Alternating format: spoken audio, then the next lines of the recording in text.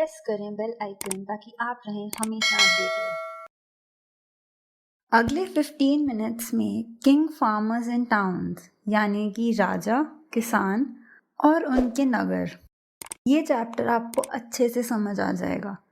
तो बिना time waste किए शुरू करते हैं।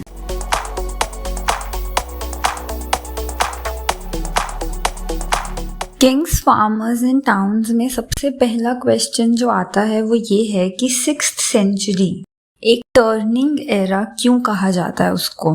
तो उसका सबसे पहला पॉइंट है कि नई स्टेट्स, एम्पायर्स और किंगडम्स इमर्ज होने लग गए थे। दूसरा, इस टाइम में एग्रीकल्चर बिल्कुल ऑर्गेनाइज तरीके से होता था। तीसरा, लोहे का इस्तेमाल यानी कि यूज ऑफ आयरन बढ़ गया था इस टाइम पे।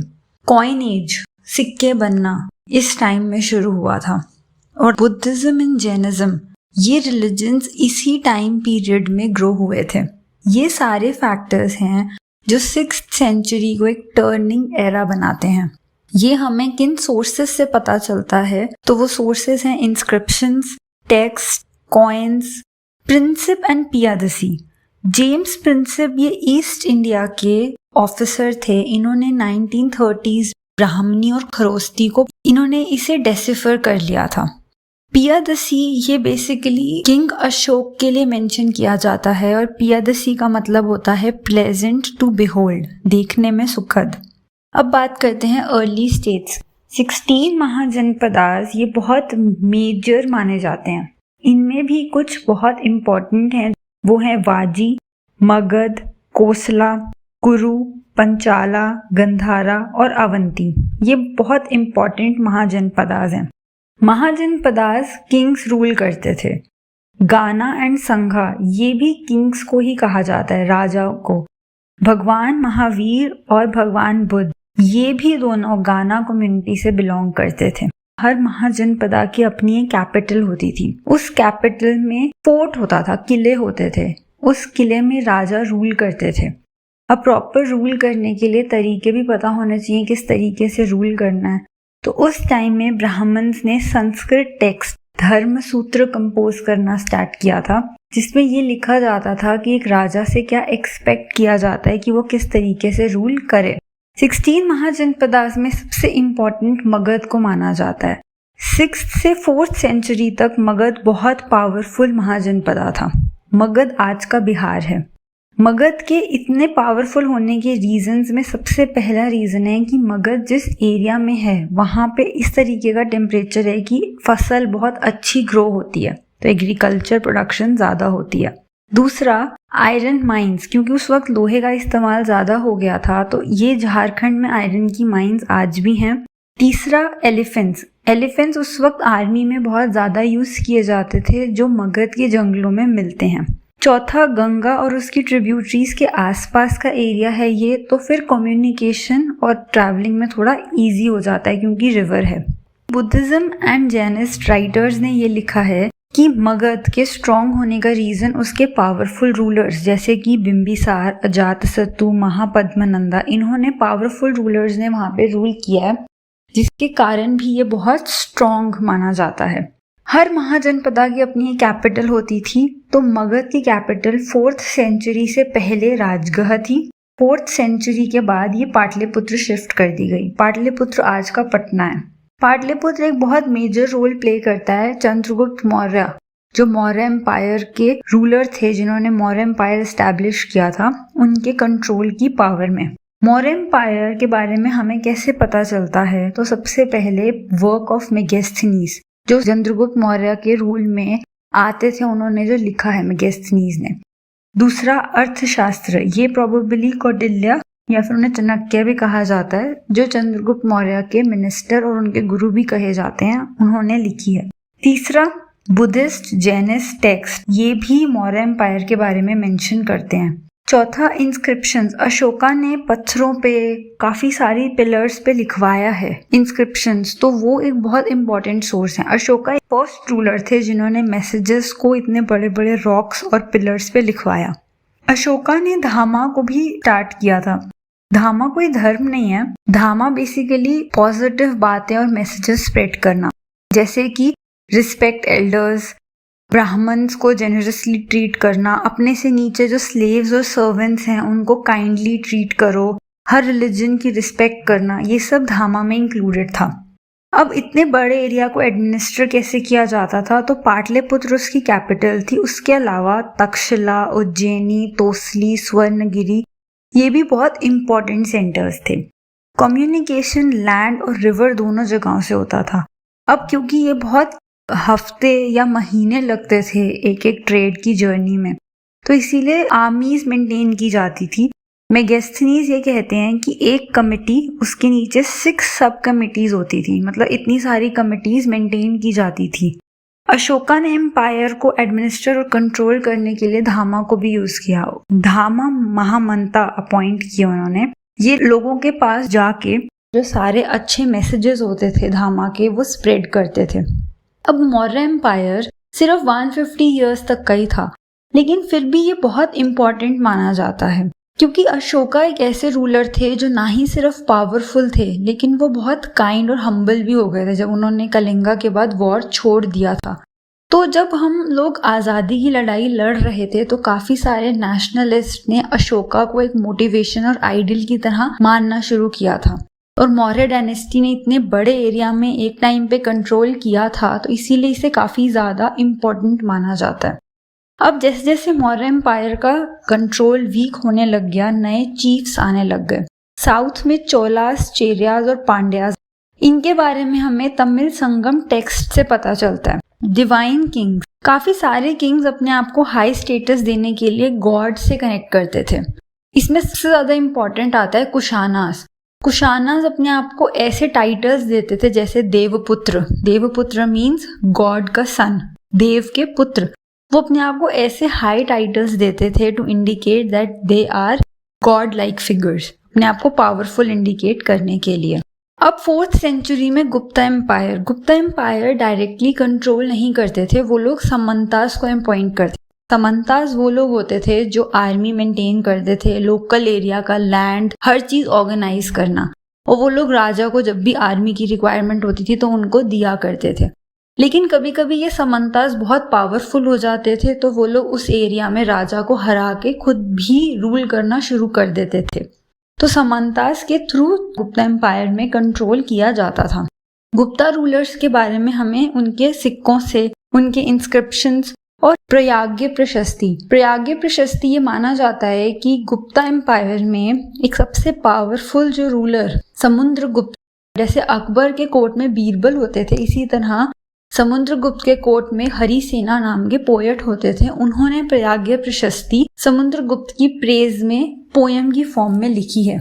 अब हमें राजा के बारे में तो काफी कुछ पता चल जाता है कि वो किस तरीके से रहते थे। ऑर्डिनरी लोग, जो नॉर्मल लोग रहते थे, उनकी लाइफ के बारे में हमें नहीं पता चल पाता।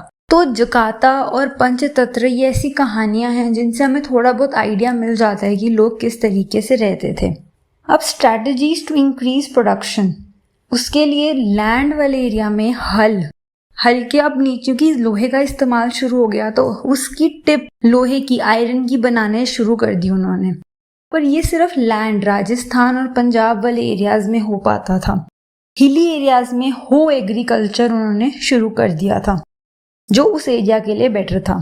इरिगेशन, हमें वेल्स, टैंक्स और केनाल्स मिलती हैं। केनाल्स शायद काफी सारे लोग कम्युनिटी मिलके, केनाल्स इतनी कॉमनली नहीं मिली हैं हमको।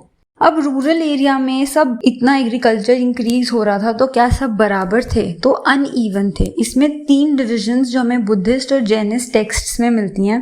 पहले तो लैंडलेस, जिनके पास कोई जमीन नहीं होती थी, दूसरे जिनके पास थोड़ी जमीन होती थी, और तीसरे जिनके पास बहुत बड़े बड़े लैंड्स हुआ करते थे। ये माना जा सकता है कि जो डिफरेंस है वो सिर्फ जिसके पास कितना लैंड है उस बेस पे ही डिफरेंस होता था उस वक्त। अब ये लोग लैंड को ग्रांट भी किया करते थे, मींस जमीन का दान किया करते थे। काफी सारे लोग ब्राह्मण और किसी रिलीजियस इंस्टीट्यूट्स को दान किया करते थे। संस्कृत टेक्स्ट ये बताते हैं कि वुमेन को अपना लैंड होल्ड करना या इंडिपेंडेंटली वो किसी को लैंड दान में नहीं दे सकती थी। लेकिन प्रभावती गुप्ता, जो चंद्रगुप्त मौर्य 2 की बेटी थी, माना जाता है कि उनके पास लैंड थी भी और उन्होंने दान में दी भी है। अब ये हो सकता है कि क्योंकि वो रानी है तो उनके लिए एक्सेप्शन हो, लेकिन प्रभावती गुप्ता के अलावा हमें कहीं पे भी किसी वुमेन ने कोई लैंड होल्ड किया हो ऐसा कोई ट्रेस नहीं मिलता। अब लैंड ग्रांट क्यों की जाती होंगी, मतलब जमीन का दान क्यों दिया जाता होगा? काफी राजा इसीलिए करते होंगे ताकि एक प्रॉपर स्ट्रैटेजी के तौर से कि जिस एरिया में अभी एग्रीकल्चर नहीं हो रहा, वहां पे कोई खेती नहीं हो रही, अब खेती हो पाएगी। दूसरा, ये लोग मानते हैं कि इसीलिए राजा या फिर पावरफुल लोग अपने लैंड का ग्रांट देते होंगे कि वो अपनी पावर शो करने के लिए, और अपने जो लोग उनसे खुश नहीं हैं उनको अपने साथ रखने के लिए वो लोग ऐसे जमीन का दान दिया करते होंगे। अब टाउन्स एंड ट्रेड्स, सो काफी सारी जो सिटीज थी, पाटलिपुत्र जो है वो रिवर के एरिया में थी, उज्जैनी लैंड के रूट से थी, तो सबको इस तरीके से पूरा कनेक्ट करके कंट्रोल किया जाता था। Urban population, elites and craft persons, राजा और जो एलिट जो रिच लोग होते थे वो लगभग किले और कैपिटल वाले एरिया में ही रहते थे। उसके अलावा हमें पता चलता है कि कम्युनिटीज जैसे गोल्ड स्मिथ थे, black Smith, teachers, merchants, officials, Kings, ये सब लोग वहां पे रहते थे। गिल्ड और श्रेन्स, ये ऐसी ऑर्गेनाइजेशंस मानी जाती हैं जो क्राफ्ट्स और मर्चेंट्स की ऑर्गेनाइजेशंस उनकी हुआ करती होंगी। लैंड और वाटर दोनों जगहों से ट्रेड होता था, तो बीच में उन लोगों का सामान कितनी बार चुरा लिया जाता था। अब जो ट्रैवल करते थे उसमें अलग अलग तरीके से किया जाता था, जैसे एक तो पैडलर्स जो फुट पे ट्रैवल करते हैं, दूसरे मर्चेंट्स जो कारवांस ऑफ बुलक कार्ट और एनिमल्स वगैरह के साथ ट्रैवल करते हैं, तीसरे सी फेयरर्स जो पानी में समुद्र के थ्रू ट्रेड करते हैं। इनका काम काफी रिस्की होता था लेकिन इनको प्रॉफिट भी बहुत ज्यादा होता था। अब एक जगह से दूसरी जगह क्या क्या चीजें ट्रेड की जाती थी, तो क्लॉथ, स्टोन्स, ऐसे मेडिसिनल प्लांट्स जो मतलब दवाई के तौर से यूज किए जा सकते हैं, सॉल्ट, स्पाइसेस में स्पेशली पेपर जो रोमन एम्पायर में बहुत ज्यादा फेमस माने जाते थे, कॉइन्स एंड किंग्स। अब क्योंकि ट्रेड होता था इतने दूर के एरिया में, उसी के ही थ्रू कॉइनेज स्टार्ट हुई, सिक्के बनने लग गए। सिक्कों पे सबसे पहले हमें इंडो ग्रीक जो चंद्रगुप्त मौर्य के टाइम पे ही हमें सिक्कों पे राजा की शक्ल बनी हुई मिलती है। सोने के सिक्के हमें कुशाना रूलर्स के टाइम पे मिलते हैं और वो सोने के सिक्के बिल्कुल उसी वेट के हैं जिस तरीके रोमन एम्पायर के टाइम के थे। हमें रोमन एम्पायर के सोने के सिक्के साउथ इंडिया में भी मिलते हैं। अब साउथ इंडिया रोमन एम्पायर का पार्ट तो नहीं था, तो इसका मतलब रोमन एम्पायर से साउथ इंडिया में ट्रेड होता था। 6th सेंचुरी ऑनवर्ड्स हमें सोने के सिक्के कम मिलते हैं। अब इस पे अलग अलग लोगों के अलग व्यूज हैं। कुछ लोग कहते हैं कि क्योंकि रोमन एम्पायर 6th सेंचुरी के बाद उसका डाउनफॉल था, तो इसके कारण अब इन लोगों का ट्रेड कम होने लग गया, तो अब इनके पास सोने के सिक्के हमें कम मिलते हैं। दूसरे लोग कहते हैं कि नहीं, ऐसा कुछ नहीं है, ट्रेड तो इनका एक्सपैंड ही हुआ होगा, एक जगह नहीं तो दूसरी जगह पे भी ट्रेड करते होंगे। ये हो सकता है कि इस टाइम पे हमें सिक्के लोगों ने सेव करने की बजाय उन्होंने इन्वेस्ट किए होंगे, क्योंकि हमें सिक्के नहीं मिलते लेकिन टेक्स्ट जो उस टाइम के हमें मिले हैं उनमें सिक्कों का जिक्र होता है, मींस टेक्स्ट्स में कॉइन्स मेंशन्ड हैं। ब्राह्मणी एंड खरोस्ती, हमने देखा कि ब्राह्मणी और खरोस्ती जेम्स प्रिंसेप ने डेसिफर की थी, तो James Prinsep was not the only person जिसने सब कुछ कर दिया। बहुत सारे स्कॉलर्स यूरोप से आए थे, उनके साथ इंडियन पंडित ने मिलके ये सब रिसर्च की थी, तब जाके उन्हें ये सब पढ़ने को मिल पाया। ब्राह्मणी ये स्क्रिप्ट मोस्टली अशोका के इंस्क्रिप्शंस में हमें मिलती है। ब्राह्मणी पहले माना जाता था कि पुराने टेक्स्ट शायद संस्कृत से ही कनेक्टेड हों, लेकिन फिर धीरे धीरे हमें रियलाइज हुआ कि नहीं, ये प्राकृत से रिलेटेड है। जेम्स प्रिंसेप ने 1838 में अशोकन ब्राह्मणी को डेसिफर कर लिया था। खरोस्ती ये हमें इंडो ग्रीक रूलर्स यानी कि चंद्रगुप्त मौर्य के टाइम पे उनके सिक्कों में ग्रीक और खरोस्ती दोनों में लिखा हुआ मिला है, तो उन्होंने, जिनको ग्रीक आती है, जिनको उस लैंग्वेज की नॉलेज है, उन्होंने वर्ड बाय वर्ड पढ़ने की कोशिश की और फाइनली उन्होंने जेम्स प्रिंसेप ने खरोस्ती को डेसिफर किया। खरोस्ती इंस्क्रिप्शंस की लैंग्वेज को प्राकृत लैंग्वेज से आइडेंटिफाई किया, जिसके कारण हम लॉन्ग स्क्रिप्ट्स भी अब पढ़ पाते हैं। अशोका को देव नाम पिया मतलब बिलव्ड ऑफ गॉड, देव के प्रिय, या फिर पियादसी प्लेजेंट टू बिहोल्ड, इन नामों से भी मेंशन किया जाता है। अब इन इंस्क्रिप्शंस को पढ़ने में कुछ लिमिटेशंस भी होती हैं, कुछ प्रॉब्लम्स आती हैं। सबसे पहली, कुछ टेक्स्ट बहुत हल्के लिखे हुए हैं तो उनके मतलब समझने में मुश्किल होता है। दूसरा, डैमेज और लेटर्स मिसिंग हैं तो प्रॉब्लम होती है। तीसरा, काफ़ी सारे इंस्क्रिप्शंस ऐसे हैं जो अब सर्वाइव ही नहीं कर पाए, वो हमें मिले ही नहीं हैं।